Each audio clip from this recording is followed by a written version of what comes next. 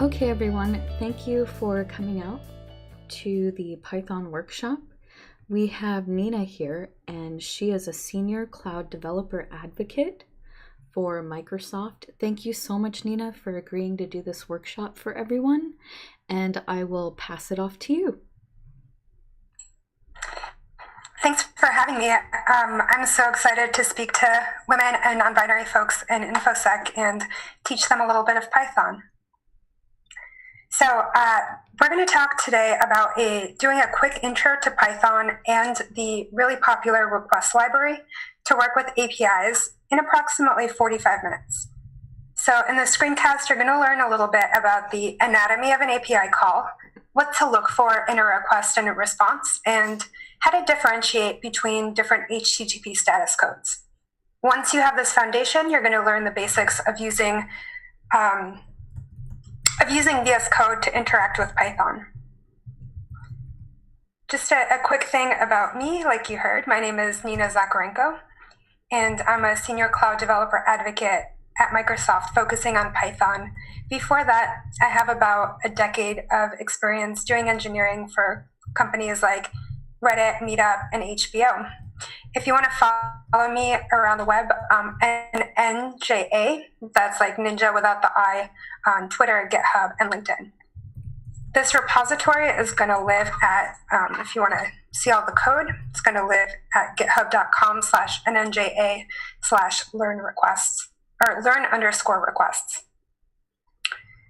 So the first thing that we're going to do, we want to do a little bit of a tech check and make sure that we have Python 3 installed. So open up VS Code or in your terminal, type Python 3 -- version. And you should see Python version 3.6 or above. If you're not, you might end up having a little bit of difficulty during the screencast.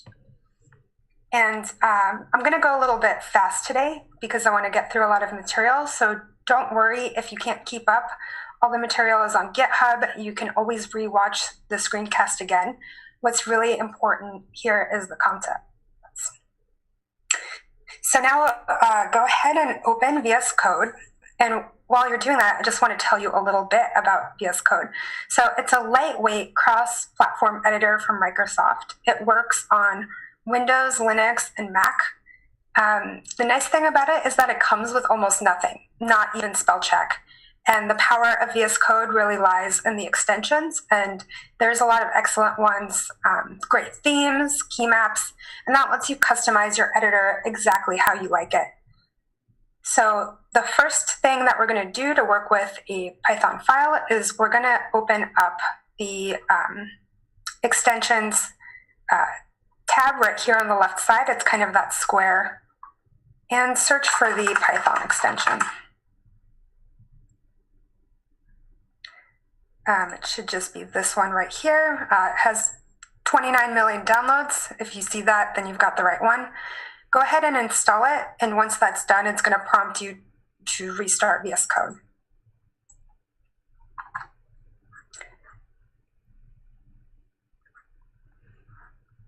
Once you've done that, you're going to want to open the terminal inside your VS Code instance.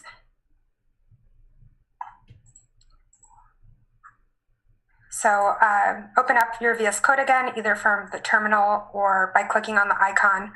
When it asks you to browse to a folder, make sure that you've now browsed to your project folder.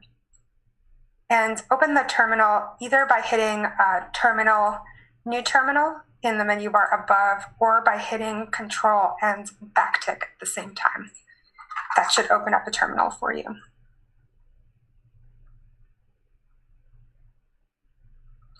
So make sure that you're in a project folder that you want to use. If you're not, make one. And before we get started, we want to create a virtual environment.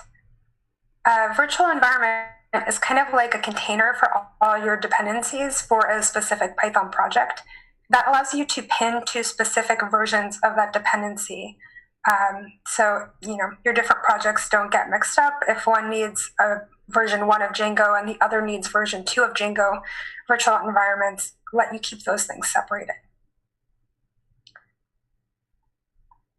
in order to do that, we're going to type Python 3-env, and then venv, that's the virtual environment package that comes with Python 3.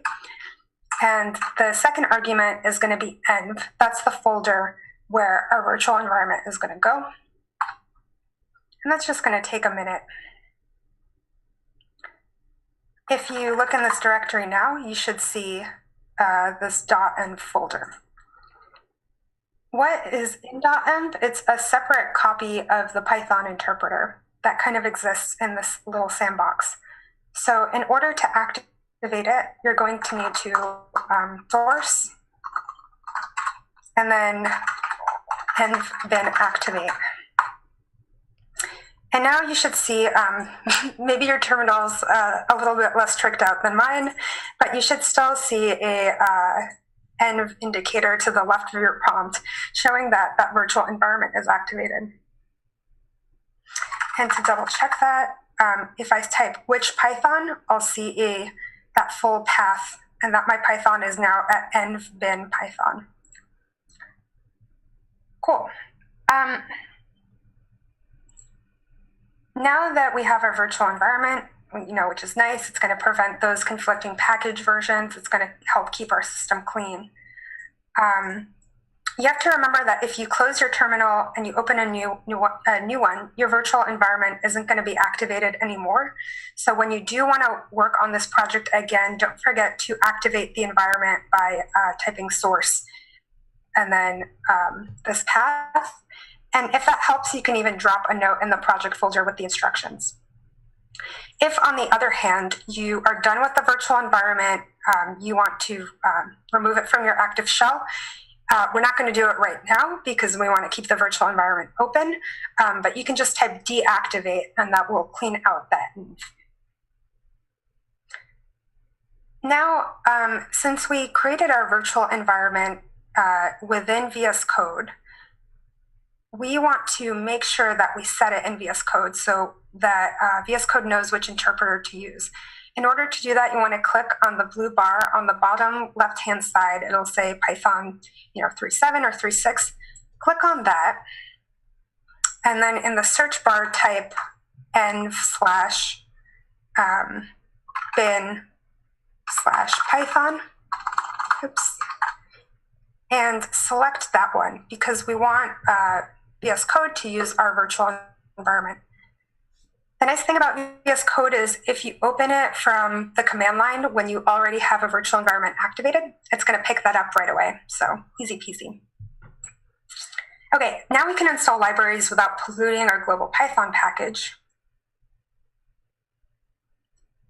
And before I dive into that, I want to give you a little bit of information about Python. So just a quick 3-minute Python overview for those of you who haven't worked with Python before, or maybe you don't know much about it. Many folks think that Python is just for scripting, but it's really not. It's a very powerful language. It's used for data science. It's responsible for some of the most popular sites on the internet, like Reddit. In other languages like Java or C++, you define scope with curly braces. And that's caused some interesting security bugs, like the famous Apple curly braces bug that messed up some of their SSL verification. In Python, though, you define scope with white space, meaning that white space is very important. So pay attention to it. Make sure you don't have any extra white space or not enough, because if you mess that up, your Python won't run. So for example, if I was to define a function,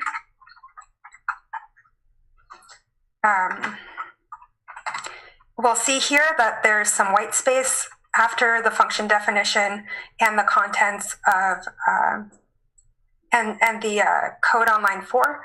That means that the code on line 4 belongs to the function defined in line 3 based on the indentation. Cool. The second thing is that Python's package manager is called pip. And the packages live in a repository called PyPI. That's PYPI. I always recommend investigating Python projects on their PyPI page before installing it to make sure that it's legit and that, nefarious folks haven't capitalized on your typos for popular packages. So to take a quick look at PyPI for requests, we'll see that PyPI is at pypi.org. And looking around this page, we'll see that there's a project description, and it was last updated on December 10th, so it's active. You can take a look at the release history, project description, etc., but we're not really concerned with that right now. So we want to use pip to install the request package. It's a nice popular package that makes it a lot easier to work with APIs. And in order to do that, we want to make sure that our virtual environment is activated, and just type pip space install space requests. And when you hit enter, you should see some information about requests installing. Before I talk about how to use the request library, I want to chat a little bit about a few things about APIs. RESTful APIs are the most common ones, and they follow a well-defined formula that maps common HTTP operations like get, put, and post to operations on a data set. There are lots of APIs out there. Some of them are free to use, some of them are locked behind a paywall, some are open to everyone, others require some form of authentication. But the common theme, most APIs are rate limited to prevent someone from sending too many requests at once or in a certain small window. When you make a request of an API at a particular URL,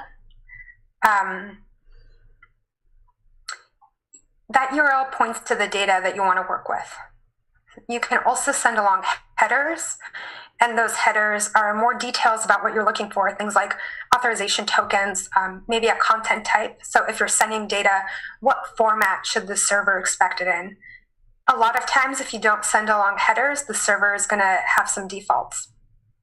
When the API gives you a response, it has a status code attached to it. The 200 status code means that everything went great. It's kind of the most common one there is 200 OK. A status code in the 300 range means it's a warning, like maybe something has moved. HTTP status codes in the 400 range, that means that there is a client error. For example, 404, you requested a resource that wasn't found, or maybe a 401, that the client had provided bad authentication credentials. The 500 error range means server error. But you have to remember that these are just guidelines, and there's quite a few silly HTTP status codes. For example, 418 is I'm a teapot, also sometimes called the hypertext coffee pot control protocol. And that is a real thing. I will link to the wiki page for this in the Git repo. But there is an implementation of HTC PCP, the hypertext coffee pot control protocol, seen right here.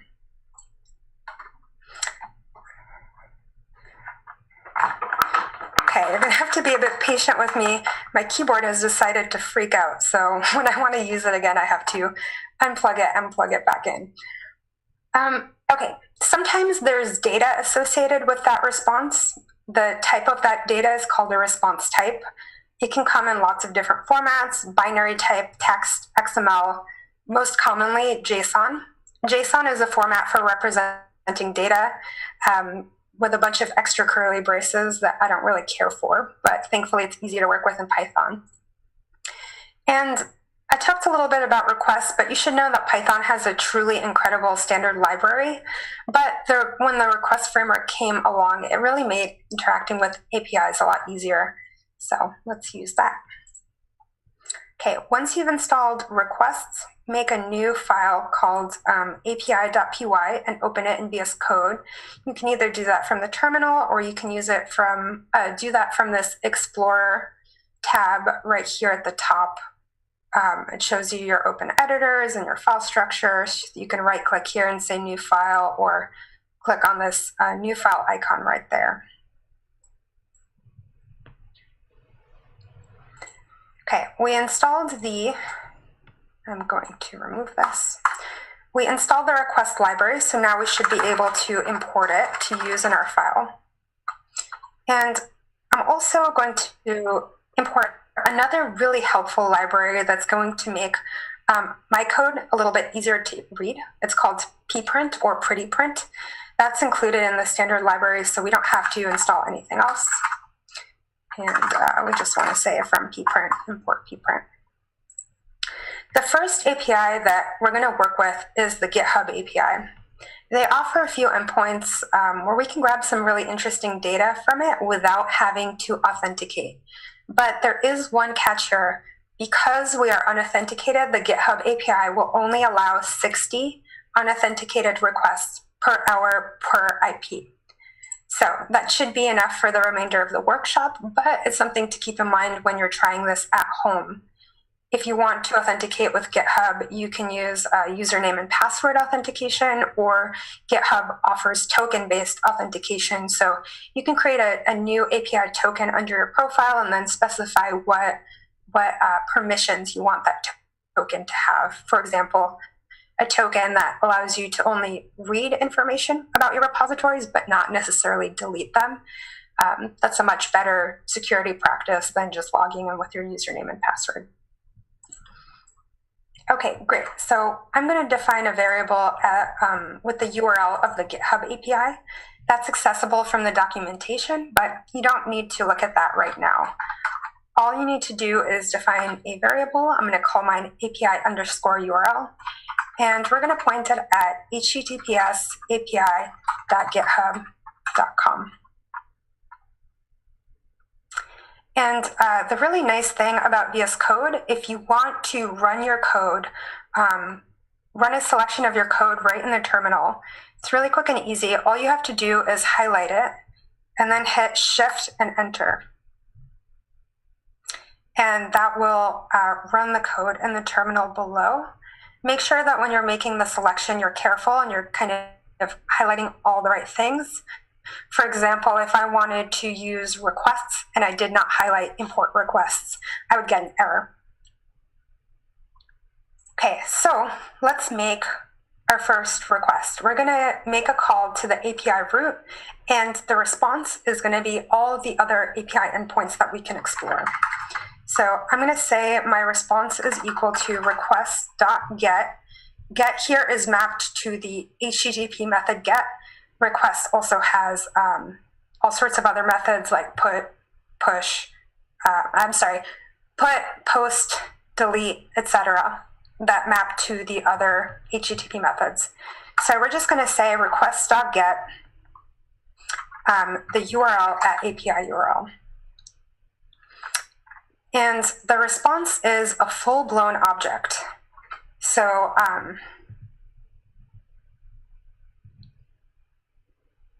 we can take a look at the response status code by printing that out. In Python, print is a function, so you just want to have parentheses around it. And I'm going to say my status code is, and then comma will just let me pass in other variables to print without needing plus or anything else fancy. And then I'm going to print out the response.status_code. Okay, so I'm going to run that by hitting Shift Enter. And we'll see that the response had a status code of 200, which is great. That means that my request was fulfilled successfully. Now let's take a quick look at what we got back from the server.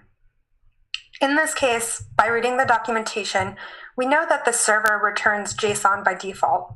And luckily, because request is such a nice library, our response has a JSON method that has all the data that we want, all the data that we got back as JSON in a Python dictionary format. So I'm going to make a new variable here, response_JSON, and I'm going to assign that to our response.json and call that as a method. now if I take a look at this, and I print it out, I'm going to see a whole bunch of stuff. That's like a whole bunch of stuff. I can pretty print it to make it a little bit nicer. And highlight that. Okay, so calling the API, the root, is going to return all the different other endpoints that I could possibly work with. There's a authorizations URL, code search, emojis URL, because that's very important. Everybody loves their emojis, et cetera, et cetera, et cetera. You can look up what all these different methods, or excuse me, what all these different endpoints do at the documentation for the GitHub API. Keep in mind that as I work with this response object, I'm not making any more calls to the API. This response is just the stored object in Python. Okay, so that's kind of the basics. Now let's check out some repositories. I know from reading the documentation that the URL for repos is the API URL plus / I believe it's repos. So if I print that out,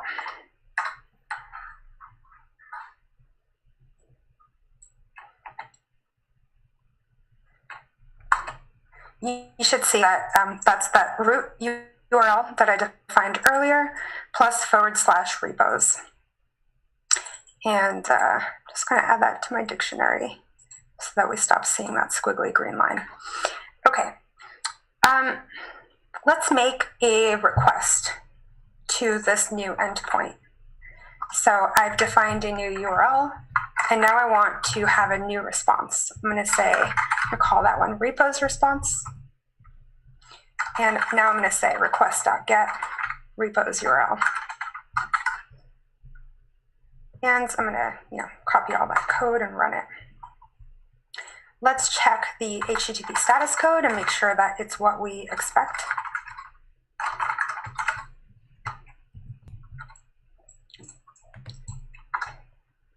Oh, it's a 404. Let's see. I think this is actually repositories. Let's try that one more time. Okay, great. Now I got a 200 response, meaning our request was okay. Cool. If we want to work with a particular object, we can usually pass in information about it as part of the URL. So let's get some information on one of my repositories. It's for setting a setup script for a new Mac and see how many stars it has. We do this by calling the repos endpoint and appending the owner and the repo name.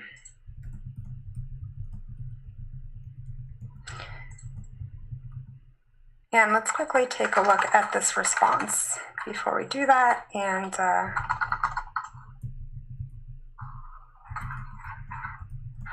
look and see what's in there. Oops, and that's highlighted red because I'm just typoing that all up. Cool. Oh, it's a lot of stuff.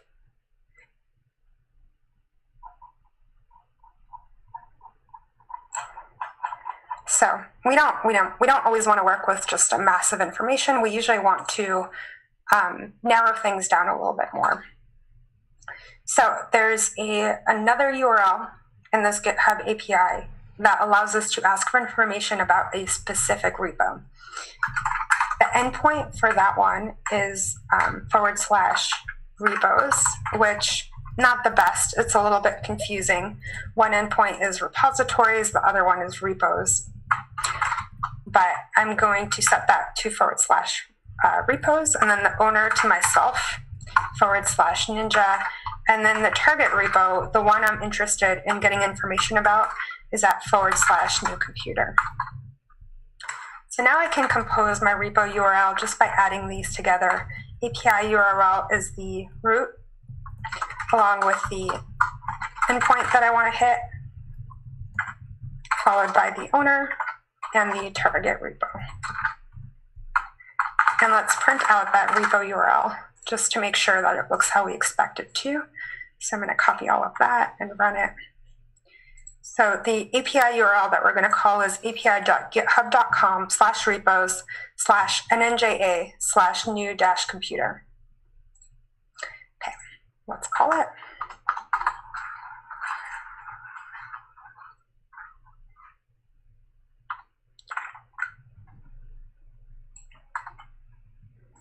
And let's check the status code.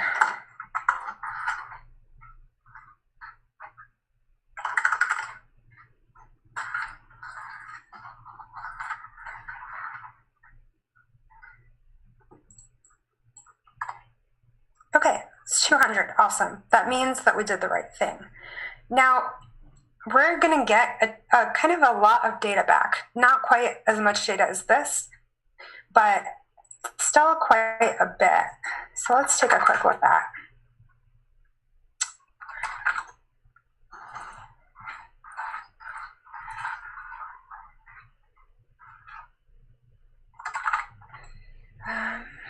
I'm going to assign the JSON to a variable so that I can use it again. So repo response.json is the method that I want to call, and repos_response_JSON is the variable that I want to save it to. It looks like I forgot a S here. Okay, let's print that out and see what it looks like.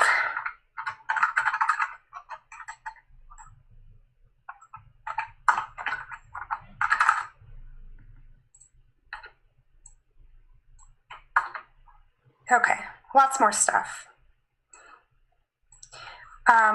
What we want to do is we want to pull out the information that we want, the information that we're interested in from the dictionary that we created from the JSON response, and ignore everything else.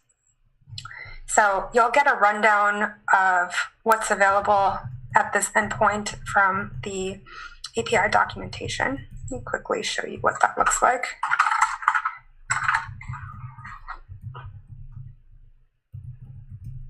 So you would just Google for the developer.github.com v3 repos API documentation. The version of the API that I'm using is version 3, although that's totally unimportant.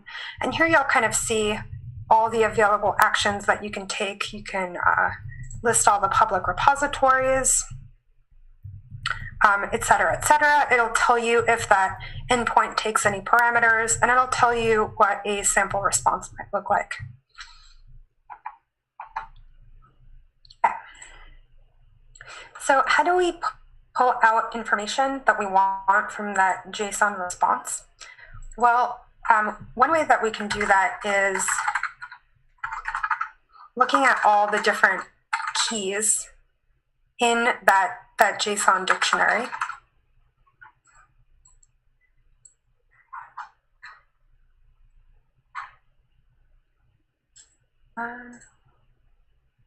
JSON.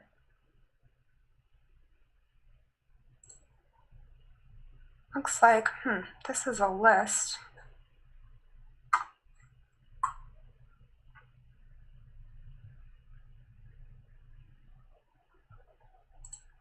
Interesting. That doesn't look like the right response. Let me just rerun this and make sure that that I called the right thing.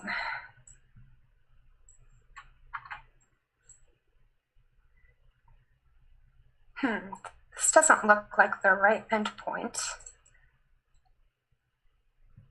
Let me take a quick look at that repo URL.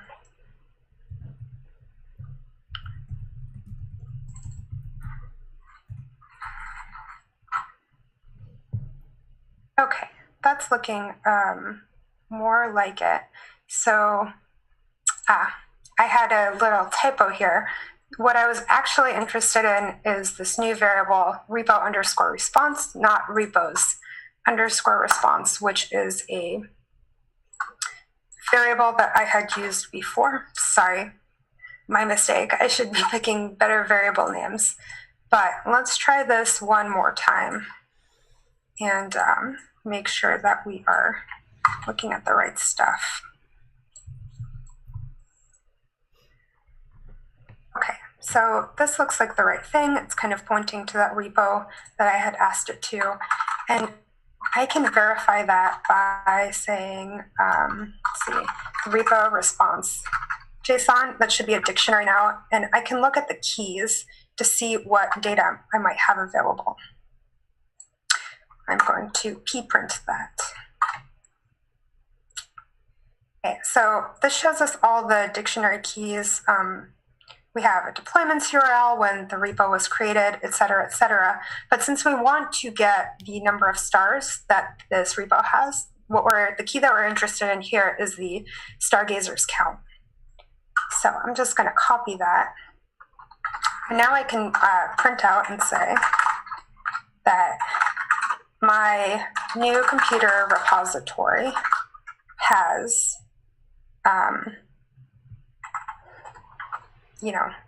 X many stars. And let's make a variable for that. So we can say that the star count is the repo response JSON, and then we can access that by key. So the key that we want here is the stargazers count, and we'll replace that in the string. And let's print this out and see what happens. That's right. Our star count is a integer, and in Python you can't add strings and integers, so there's one extra step that we have to take here. We want to take the we want to convert our star count from a number to a string, and in Python we do that this way. Okay, awesome, it worked. I was able to pull out just a teeny bit of information from that long list of JSON by using the key that I was interested in. And now that I know that this repository has 287 stars. Okay, now what happens if we pass in bad data to the API? You might have seen that a little bit earlier when I typoed and made a flub, but let's show it one more time.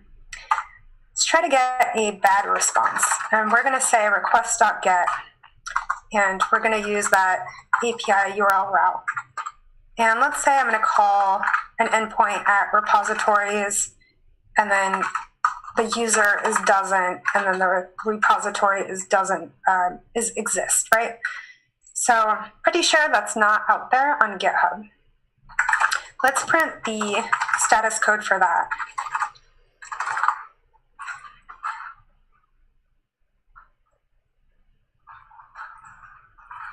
And see what it is.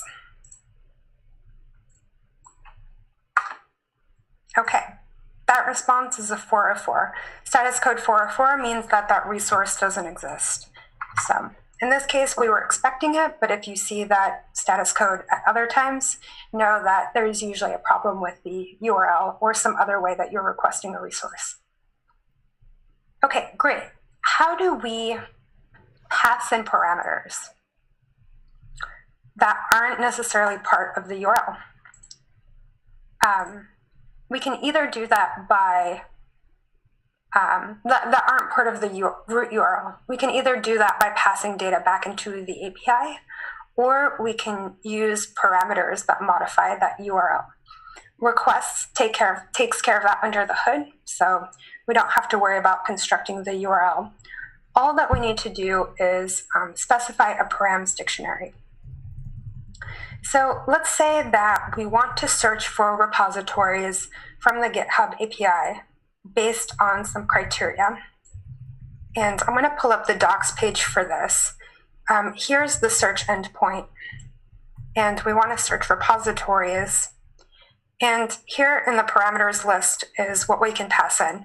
So the queue, name of queue is required. It's a string, a query string, that contains one or more search keywords. And I'm also interested in the sort parameter because that sorts the results of your query either by stars or forks or a few other options. So my goal is I want to use the GitHub API search endpoint to find the top 3 most popular Python repositories of all time based on the number of stars that they have. So here I'm going to want to define some parameters that I want to pass in.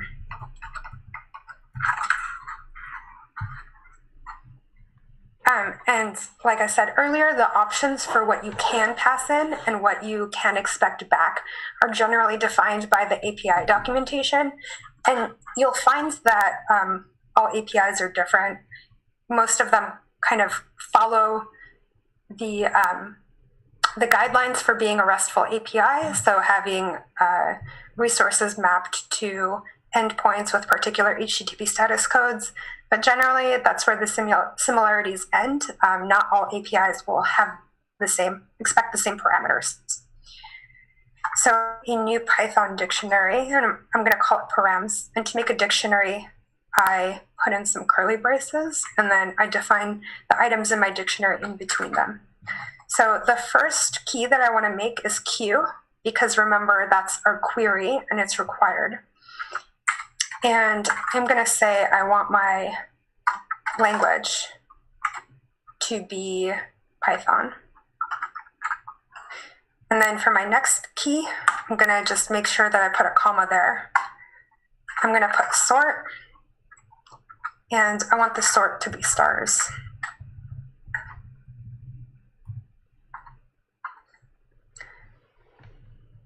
Let's take a quick look at our dictionary and make sure that it looks how we expect it to.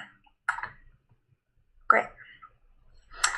Okay, now if I want to pass those params in with the request, what I have to do first, I want to define the URL that I want to use. In this case, it's the root URL, that API URL plus /search/repositories. And then I'm going to say that the repo search response is equal to request.get.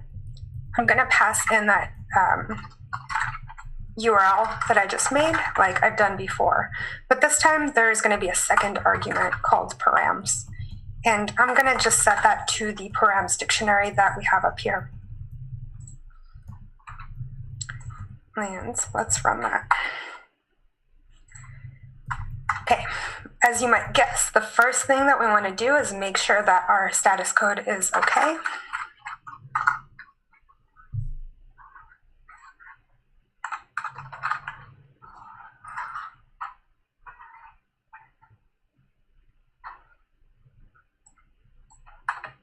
Cool, it's 200. That means we did the right thing. Let's put the JSON data into a new variable.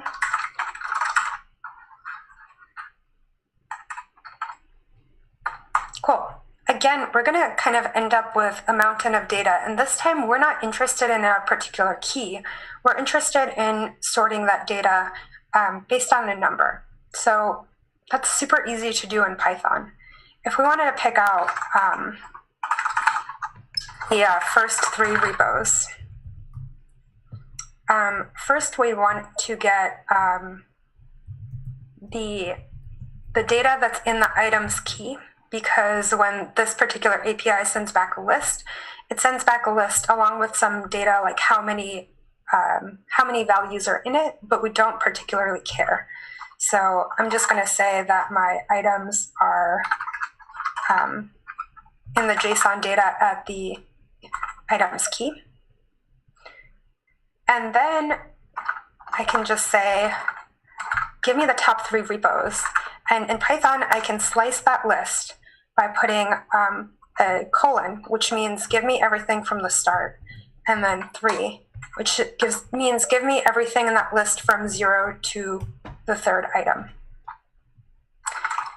And let's print that out and see what that looks like. Let's see, items is not defined. Okay, looks like I had not done things in the correct sequence. So now if I print out my type 3 repos, cool, I have a bunch of data. If we want to print out some interesting information about these repos, like their URL and the number of stars that we have, or that they have, we can just loop over them. So I'm just going to say, you don't have to type this in if you're following along, that we're going to print the info on the top 3 Python repos based on URL and number of stars. And we do that now.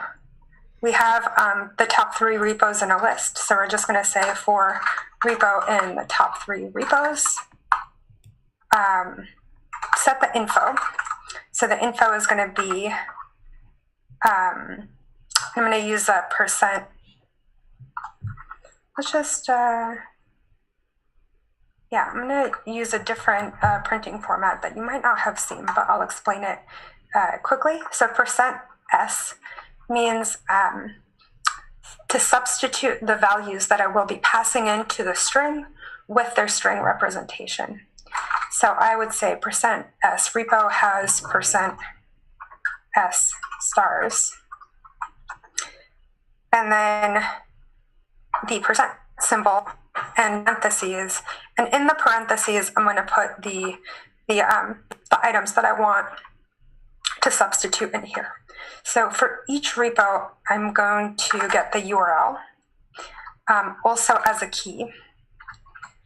And that key is the HTML URL. And then I'm going to get the number of stars as a key from the Stargazer's URL. And now I should be able to pass in these 2 variables to the string and then print that out. Okay, let's see if this works. Oops. Okay, so I have something in my top 3 repos. And now if I do this for loop, I will see the top 3 repos right here. The first one is the Ansible repo with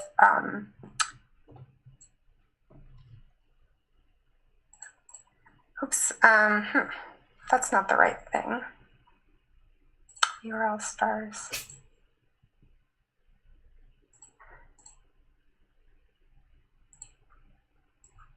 I'm going to run that again and see what happens. I'm sure I have made a typo somewhere and I don't know where, but the code in the repo for the screencast kind of has the most up-to-date version sans typo that will show the number of stars for each of these repos. The other nice thing about VS Code is you can, in this terminal, control-click to follow the link that is printed out. So that's really nice and handy. Remember that the code is here. It's a much nicer and cleaner copy.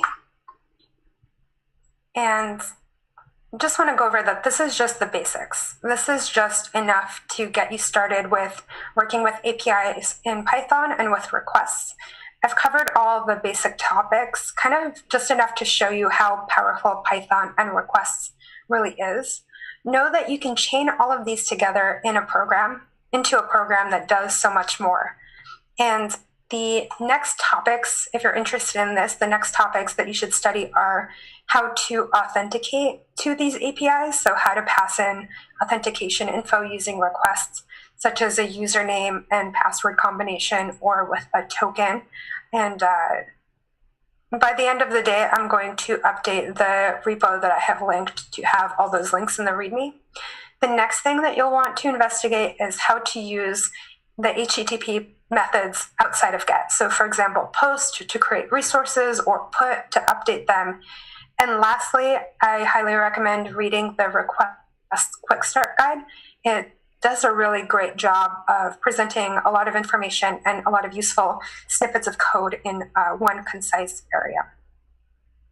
And that's all the time that I have today. I am going to turn off my screencast and then open up the floor to questions.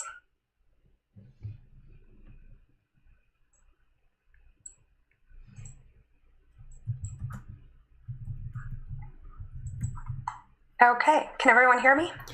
Yeah, I can hear you. Hello. Thank you so much. The feedback that I'm getting in Twitch is that bravo clap and that you're a great teacher. And a wave. And that's really nice. Yeah, and thank you so much for doing this. I know I'm definitely gonna have it on slow motion and like do it myself, so thank you so much. Anyone have any other questions? Thank you. Are there any questions from great. Twitch? They just say thank you, this was great. And lots of like clapping and happy. That's awesome. Yeah, so thank you so much. And I am going to stop streaming. Yeah, before you do, does anyone have any Python specific questions? Not necessarily about what we learned today, because I'd be happy to take those as well.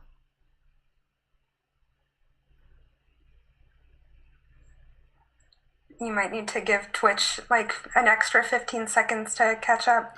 Yeah.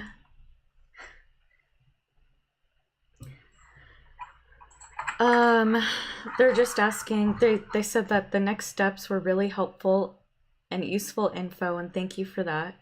And then they were asking how to contact you. Oh, you see it. Yeah, I just responded to that. Okay. Yeah, all the next steps, all the links that I talked about, I'm going to put in the README for that repository that I linked today. I just didn't have time to put that all together today. Looks like there's a question in the chat.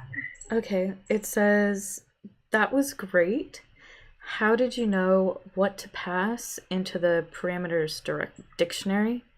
I think I got that right. So I got all that information from the GitHub API documentation. And I just put a link to that in the chat. Yeah, it's a little tricky because each API is different. Each one kind of wants different parameters. Each one has slightly different URLs. So it's really important to read the documentation pretty carefully, because if you mess anything up, you can kind of end up with unexpected errors. And then they asked, do you have any good Python resources? Yeah, so there's a few free books out there. One is The Hitchhiker's Guide to Python. You can buy a paper copy, or the book is free online. I'm teaching a live streamed Python class this March. I don't remember the dates off the top of my head, but let me grab the URL for that. The class is going to be on Front-End Masters, but it is going to stream for free live on the day of. So you would just have to go to the, I am not typing good today. Let me grab the URL for that. Okay, I will type that. I will post that in the Slack chat. And I'm also going to drop that into Twitch.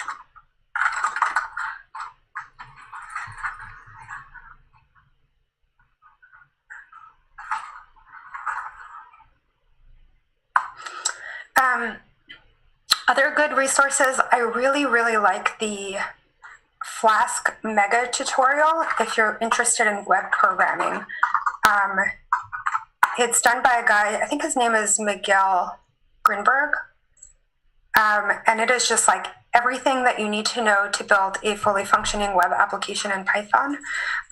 Everything from OAuth to databases, user logins, profile handling, like error handling, basically everything in just a really, really great step-by-step format.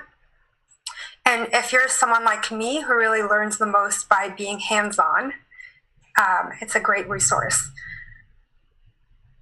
Other ones are, if you can, I recommend checking out a Python Meetup group. If you kind of self-identify as kind of a woman or non-binary person, PyLadies is a really good resource. There tends to be a chapter in the same, in every state.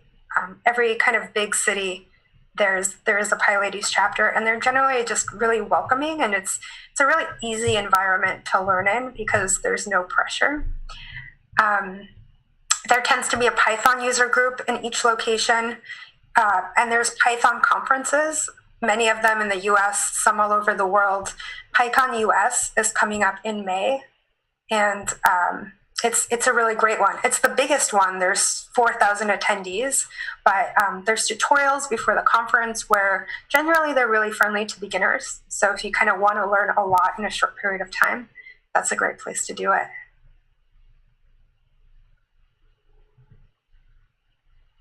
Any other questions?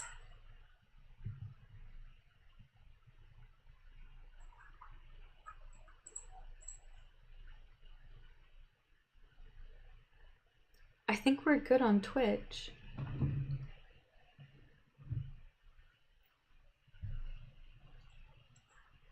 Awesome. Well, this is really great. I'm looking forward to seeing the recording and sharing that. Look out for the README, kind of, say by the end of the day. It'll be up by tomorrow. Okay, awesome. Thank you so much, Nina. And I'm going to end the recording now. Thank you. Thank you. Bye. Bye.